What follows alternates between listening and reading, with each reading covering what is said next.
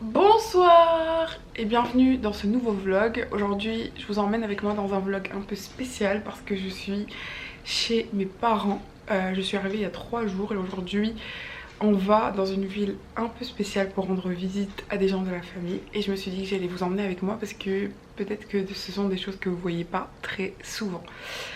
Du coup voilà, je viens de me réveiller, je me suis préparée vite fait, on va prendre la route. C'est à 3h30 de Casablanca, enfin 3h30 non, 3h, 2h30, 3h de Casablanca. Donc on part en voiture et on décolle maintenant pour y aller. Et j'ai oublié de préciser qu'on était... On est jeudi, voilà c'est ça. On est jeudi matin et il est 9h30. Bon les voilà. Alors c'est ici. Bon, je vous prends avec moi un petit peu dans la voiture et je vous montre quelques petites images à l'intérieur de Casablanca si vous connaissez pas Casablanca pour la route. Donc ça c'est pas très loin de chez moi avant de prendre l'autoroute et de partir. Bon, on sort de Casablanca et ça ne manque pas ni de voiture ni de klaxon évidemment. C'est à chaque fois blindé, mais on commence à voir les petites arbres, on commence à voir les maisons au loin et je ne peux pas vous cacher que ça fait très plaisir parce qu'on s'éloigne un peu de tous les bruits pour aller vers le calme. Donc même s'il y a les petits camions qui gâchent un petit peu la vue, etc., franchement j'accepte, il n'y a aucun problème. Tant qu'on commence à voir des petits oliviers, des petits champs, de la petite verdure, tout va bien. Normalement, en fait, comme dans mes souvenirs, en fait, quand on allait vers FBS, bon, je l'appelle FBS, mais ça s'appelle Fkir Ben Salah. En fait, on avait un lecteur cassette dans l'ancienne voiture et en fait, on écoutait d'anciennes musiques que mes parents écoutaient en fait de chanteurs un peu arabes comme Wael Jassar. Je sais pas si certaines personnes connaissent. Et en fait, on dansait dessus et à force, on avait limite appris toutes les musiques et appris toutes les chansons. Mais sur les voitures modernes, il n'y a même plus en fait de lecteur cassette qui connaît encore les lecteurs cassettes, franchement. Mais du coup, avec ma mère, on écoutait la radio et on dansait comme on pouvait sur les petites chansons. Donc c'était rigolo. Franchement, ça ravivait un peu des petits souvenirs. Et c'était franchement très cool. Franchement, le calme nous apaisait quand même hein, avec le petit soleil et tout qui tapait. Donc ça réchauffait un peu avec le froid de dehors. Et on était vraiment très contents au final d'être sur la route. Après 1h30 de conduite, on commence à s'approcher de l'aire de repos. Donc pas très loin. Et je fais un petit coucou, un petit merci à mon papou et ma sis qui conduisaient alternativement.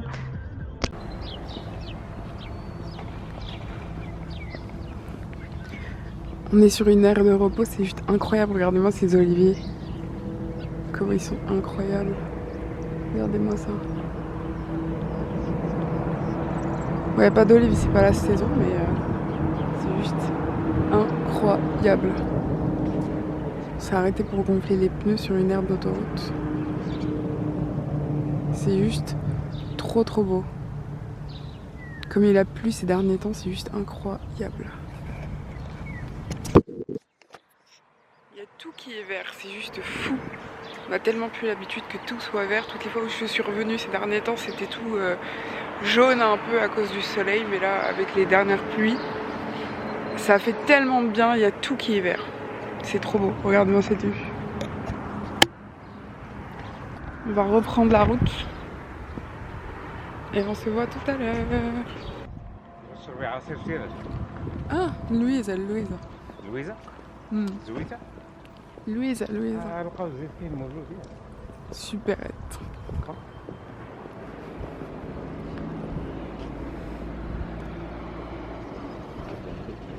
Désert.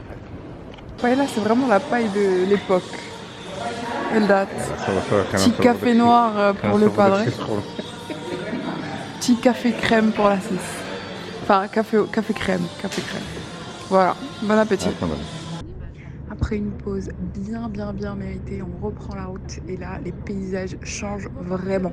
Là, vraiment, on est à la campagne et on est entre de la verdure et des paysages un peu vraiment très désertiques avec des terres vraiment remplies de cailloux et de caillasses. On croise aussi sur la route pas mal de voitures et de camions, de camionnettes en fait, qui transportent du bétail, enfin, des animaux, etc. Et franchement, ça faisait plaisir d'être un peu en contact avec la nature. Et surtout comment les gens conduisent ici, il faut faire vraiment très attention. Et des fois, ça fait vraiment très peur. N'empêche que nos yeux étaient vraiment très ravis de voir tous ces paysages changer, d'autant plus qu'avec la pluie ces derniers temps, en fait, il y avait de l'eau à peu près partout, en fait, qui arrivait vraiment quasiment jusqu'à la route. Franchement, c'était très, très, très agréable. Bon, avec tout ça, on continue quand même et on arrive à l'entrée de FBS. Je vous ai montré en fait juste comment l'entrée d'une petite ville comme ça. Donc juste pour avoir une idée, donc c'est réellement une minus ville qui est, je vais pas dire à l'ancienne, mais si quand même. Donc par rapport à des grosses villes comme Casablanca ou Tanger, ça n'a absolument rien à voir. Donc l'entrée de la ville est quand même franchement très très jolie avec les petits arbres à droite à gauche sur l'entrée principale. Et on arrive chez mes deux tantes et on est accueillis évidemment comme à chaque fois avec plein de petites choses à manger. Donc évidemment de l'huile d'olive, des petits fruits secs, des petits gâteaux, du sucré, du salé, du pain et évidemment le thé marocain. Bon, spoiler alert, je ne bois pas de thé marocain, ce qui est vraiment très très très très triste. N'empêche qu'il est très très bon et franchement on me dit dans l'oreillette que tout le monde kiffe et adore ça. En plus de ces petits pains, je vous en reparlerai demain matin et passage obligatoire, pain plus huile d'olive. Si vous ne mangez pas de pain plus huile d'olive, il y a un petit problème. Et évidemment, il faut que ça soit de la bonne huile d'olive, pas de la pugée parce que franchement c'est pas bon. Voilà, voilou. Après ça, on passe au round numéro 2 et vous verrez qu'on ne fait que manger dans ce vlog. Donc c'est le déjeuner avec des petites frites, une petite salade et le très très très fameux tagin qui arrive avec des petits pois, de la viande, des petites olives évidemment et des patates. Et franchement c'était incroyable, on s'est régalé avec la petite sauce, c'était très très bon et du pain maison évidemment. Donc un grand merci à mes tantes qui avaient préparé tout ça. Évidemment en dessert ici c'est toujours des fruits locaux, évidemment des pommes, des bananes, du kaki et des olives. On doit raconter que la coutume ici c'est de manger et dormir. Et du coup j'ai dormi pendant 2 heures. Et là on sort un peu pour voir la ville.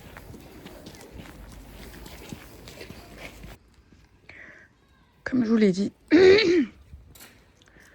l'ai dit, on sort avec ma maman pour visiter en fait la ville. Enfin, pas réellement visiter la ville parce qu'on connaît très très bien. Mais elle voulait me montrer un petit marché en fait local qui viennent de faire construire en fait pour les vendeurs ambulants en fait avant. Et du coup, on y va. C'est pas très très loin de la maison. Je voulais vous montrer un peu des petites images du petit marché et ce qu'il y avait dedans. Donc, dans le petit marché, il y avait un peu de tout vraiment. Il y avait de la viande, des légumes, des fruits, un peu comme dans tous les marchés. Mais il y avait aussi en fait des vêtements, vraiment tout ce que tu pouvais. Enfin, vraiment, si tu avais besoin de n'importe quel truc, bah, tu y allais, tu trouvais vraiment même des pyjamas, de la poterie, vraiment tout. Et franchement, c'était vraiment très très joli, très très inspirant. Il y avait de tout et ça donnait vraiment très très envie. Donc au final, on s'est un petit peu baladé partout. Vu qu'on cherchait vraiment rien de particulier, bah, on n'avait rien acheté. Il y avait des petits trucs qui nous faisaient de l'œil.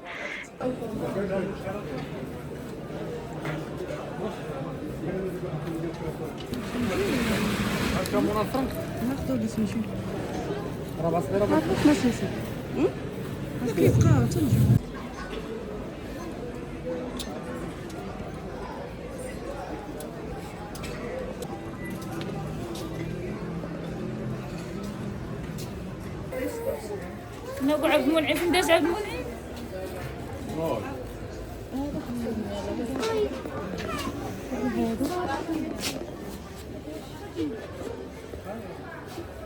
Avec nous. Ah ouais, c'est très lourd. Ah oui, oui, oui. Ah, c'est bon, tu peux le remettre.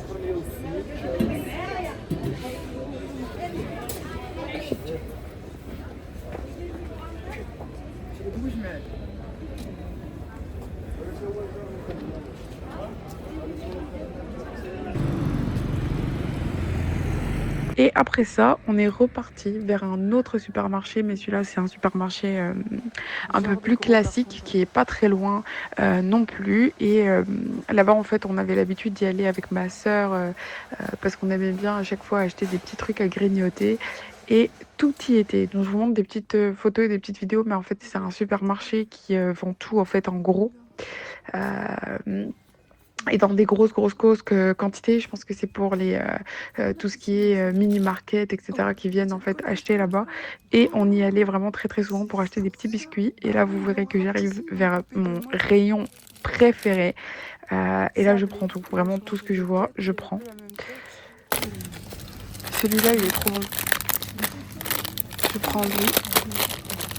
Hop. Réalto breton, je le connais pas, c'est un nouveau. On va prendre lui. Non, Momo.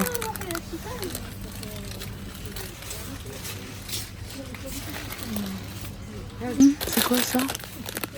Lui, je le connais pas, mais on va faire une dégustation. Top, je crois que je connaissais lui, donc on va prendre comme ça.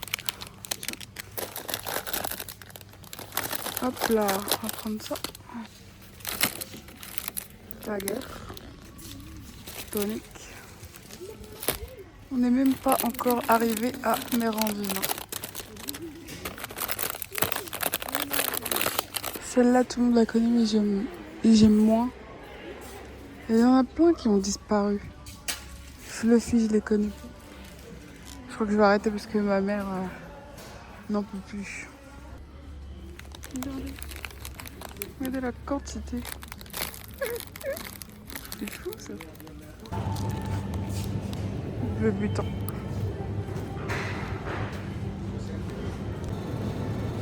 Est-ce que vous connaissez Khlé? C'est très bon avec des œufs. Voilà, ils vendent des seaux, des gros seaux de Khlé.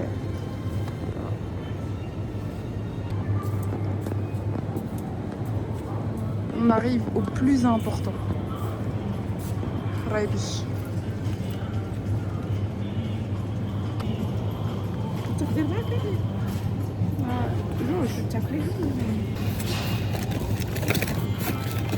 Allez hop. Voilou, donc maintenant qu'on a tout et qu'on a tout acheté, on retourne à la maison pour un round numéro 70 de bouffe. Et là je vous explique pas. Franchement. Bon, on rentre à la maison après ce petit périple et on trouve en fait mes tantes en train de préparer déjà le repas du soir, donc le dîner. Et là, je vous montre un peu la recette que ma tante était en train déjà de préparer.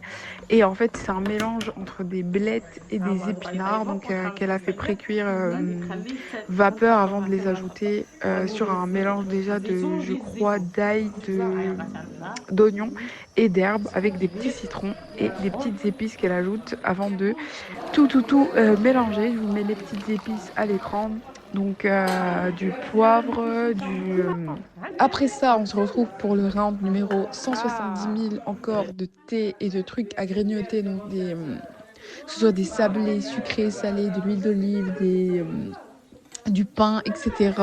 Enfin voilà, que des choses à manger. Évidemment, j'ai rien à manger parce que j'étais complètement full. Mais ici, c'est vraiment très coutumier. On boit de l'huile d'olive, on mange de l'huile d'olive et on boit du thé comme vraiment de l'eau. Donc ne soyez pas choqués.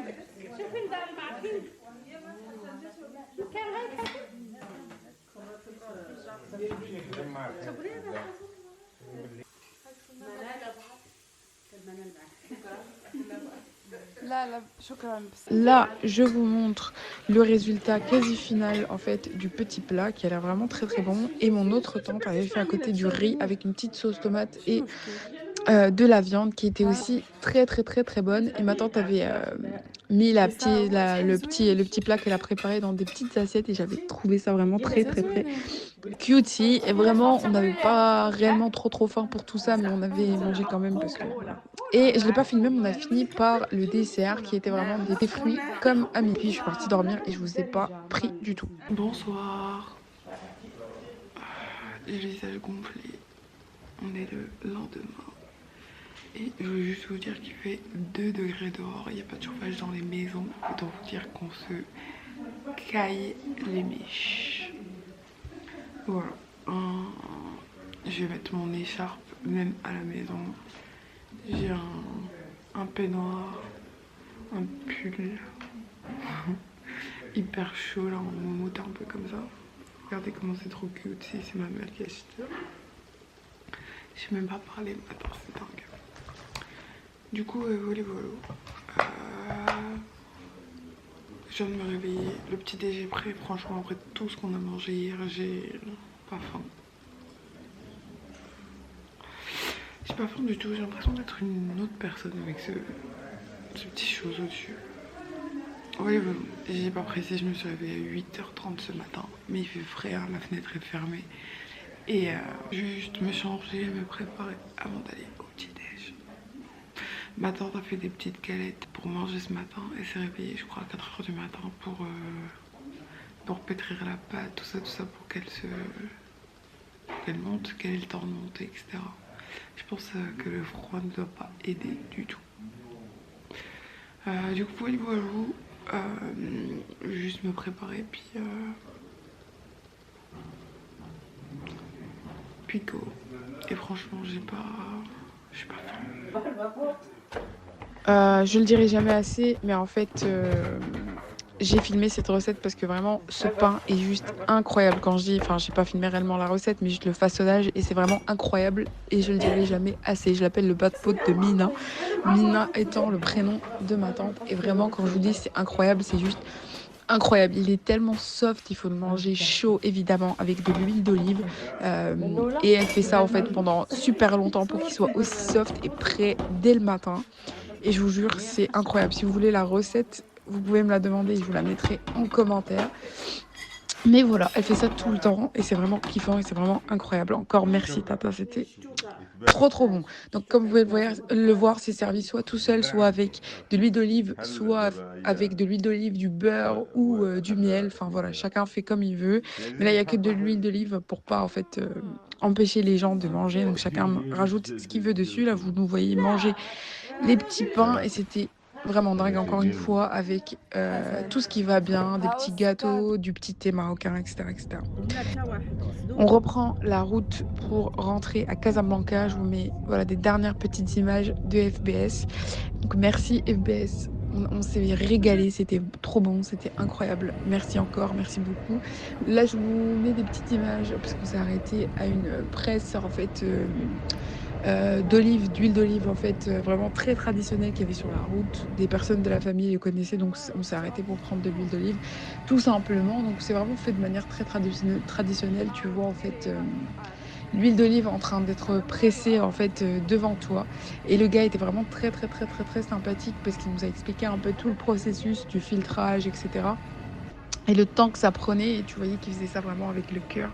Et c'était incroyable. En plus de ça, en fait, ils ont été vraiment très sympathiques. Ils nous ont fait goûter l'huile d'olive, du coup, avant de l'acheter. Elle était vraiment incroyable. Du coup, avec ma mère, on décide de prendre quelques litres avant de repartir. Voilà. Donc, je vous remets encore les machines, mais j'ai trouvé que le process était juste incroyable. On a été acheter de l'huile d'olive fraîchement pressée. Voilà, hop, regardez-moi les oliviers derrière et devant. On reprend la route 70 millième fois et là on s'arrête en fait parce qu'on voit comme des flaques d'eau qui a été créée en fait avec la pluie, si ma mémoire est bonne. Et c'était vraiment très beau en fait. La terre était vraiment très... il y avait un peu de la caillasse, etc. Avec comme un paysage vraiment très désertique. Et c'était vraiment très beau à voir avec les galets et tout que mes parents ramassaient. C'était vraiment très beau, très apaisant pour être honnête. Et ça faisait vraiment beaucoup de bien.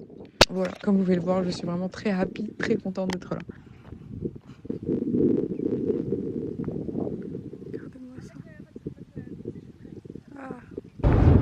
Bref, c'est juste incroyable. C'est trop beau. Voilà. Franchement, tu peux rester juste posé ici pendant je sais pas combien de temps. Qu'est-ce que vous cherchez?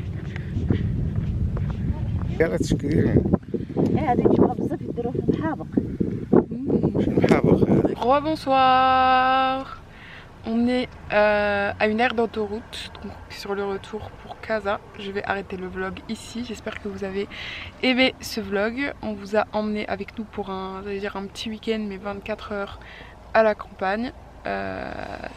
N'oubliez pas de vous abonner pour plus de vlogs. Bisous, à dimanche prochain.